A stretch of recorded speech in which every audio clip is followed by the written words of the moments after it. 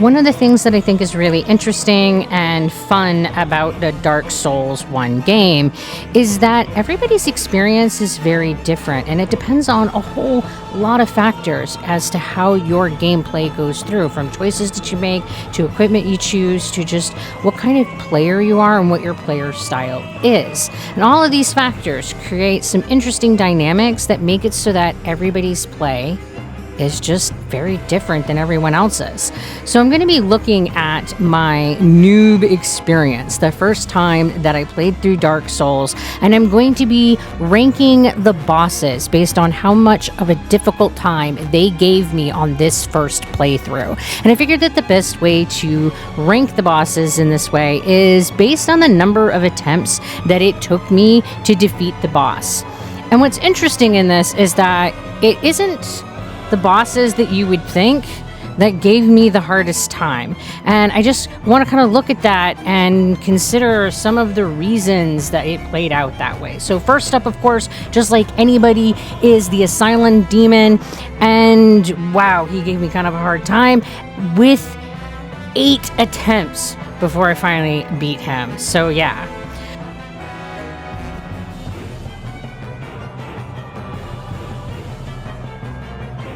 The next boss that I took on in this playthrough was the Taurus Demon, and he gave me a lot less trouble than the Asylum Demon did, and I think that that is largely because I was able to use the arena of the boss to my advantage. I had learned about being able to drop down and attack from the Asylum Demon, and that gave me a significant advantage, and I was able to do that with repeated drop attacks on him by climbing up and dropping down again. And that made this boss a lot easier, and I was able to gain a victory on only 4 attempts.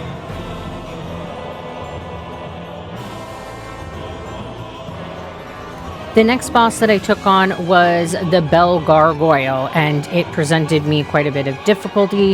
It had the challenge that it surprised me by breathing fire. I really didn't expect that from this monster.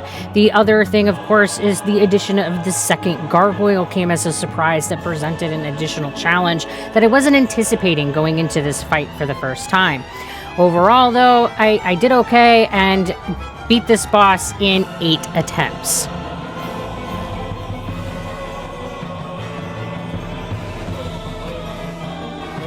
The next boss that I took on was the Capra Demon, and he gave me a lot of trouble. I feel like the biggest challenge for this boss is the tight quarters in which they present you this mob, and then on top of that they give you 2 dogs that you have to deal with in addition to the Capra Demon, and it was hard. I feel like he is definitely one of the more difficult bosses in this game. So I also got very frustrated with my first character, and I started a second one during the middle of all of this process. But in total, between the 2 characters, it took me 17 attempts in order to beat the Capra.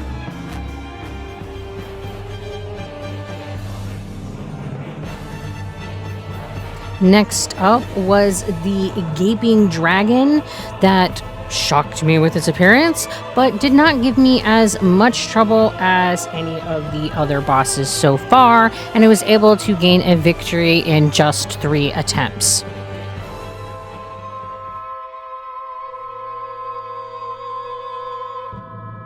Quelaag was the next boss up, and she did not give me a whole lot of trouble, and I think that the biggest factor for this was that I was able to get 2 allies in order to help me take on this boss, and it made a huge difference so that I was able to get this boss in just 2 attempts.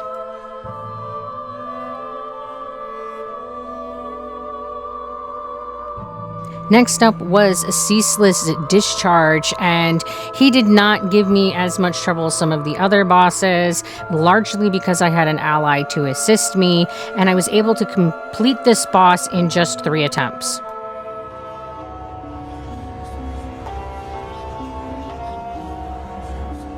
Next up was Pinwheel, and he felt incredibly easy compared to the other bosses that I had faced so far, and I was able to get him on the first attempt.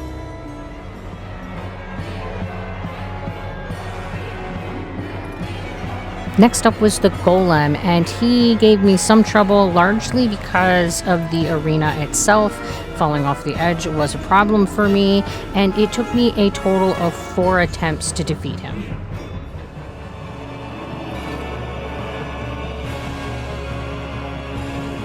Next up was Ornstein and Smo. So this is one of the bosses that I feel like I had an unexpected outcome.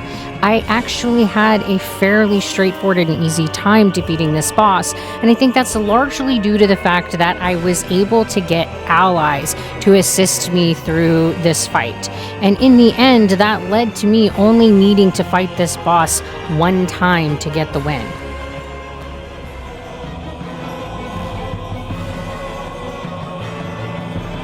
Next up was the Fire Sage, and he gave me about the amount of trouble that one would expect, and it took me 3 attempts to defeat this boss.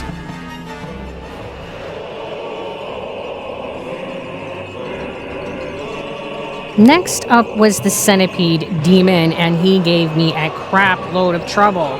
So the challenge for me with this boss was actually the arena itself. All the lava, I kept falling into it, getting just crispy fried. So it came down to the fact that I was a melee build, and the only ranged that I had in this character was the fire magic, which didn't do damage to him, so I was stuck trying to navigate how to get to a position where I could actually reach and attack the boss. So in the end, he gave me a crap ton of trouble, and it took me a whopping 21 attempts before I was able to defeat this boss.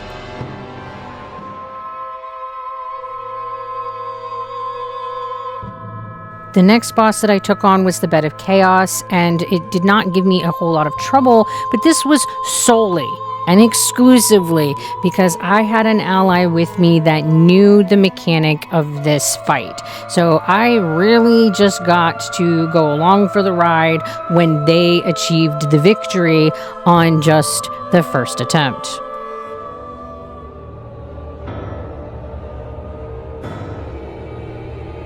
Next up was Nito, and he was pretty straightforward. We were able to defeat him in just 2 attempts.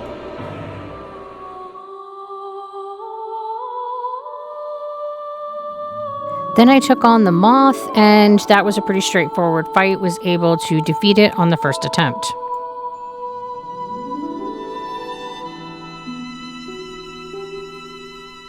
Next up was Sif, and that turned out to be a pretty straightforward boss for me, and I was able to defeat him in 2 attempts.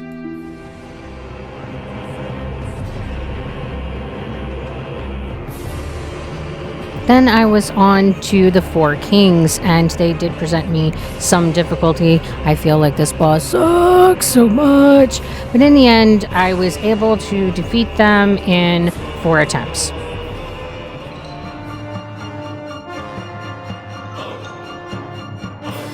The next fight that I took on was Seath, and he presented me a challenge in just trying to figure out the mechanic of the fight, knowing that you had to break the crystal first, having to dodge the crystals on the ground, all that kind of stuff.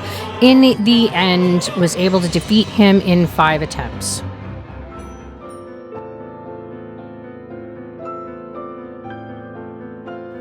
And then I went and took on Gwen, who was a whole lot faster than I expected him to be, but in the end was able to defeat him in 3 attempts.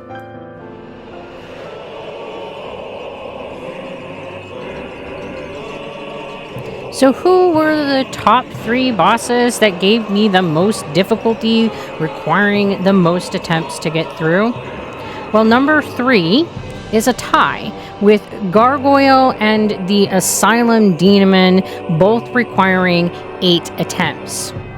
Coming in at number 2 is the Capra Demon, who required 17 attempts.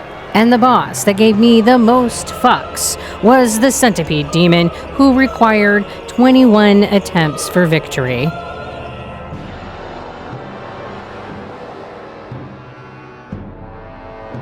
So this is my final ranking for the bosses based on my first run through Dark Souls, and I think that it turned out very different and interesting. I don't think that it's the bosses that you would expect to be on the top of the list versus the bottom.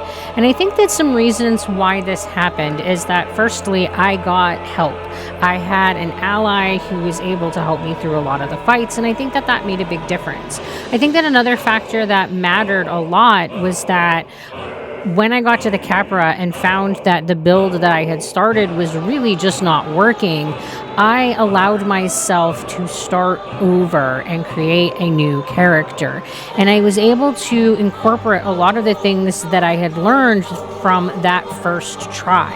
And because of that, I came back into the game with a much better character and had a much easier time. And I think that was a huge factor. And the last thing is that the general trend is that I did better in the later bosses, and I think that that's just because that I built up a skill set that I didn't have at the beginning of the game. So tell me what you guys think. Did these bosses end up ranked how you expected? How did it compare to your first run? Let me know in the comments. I would love to know.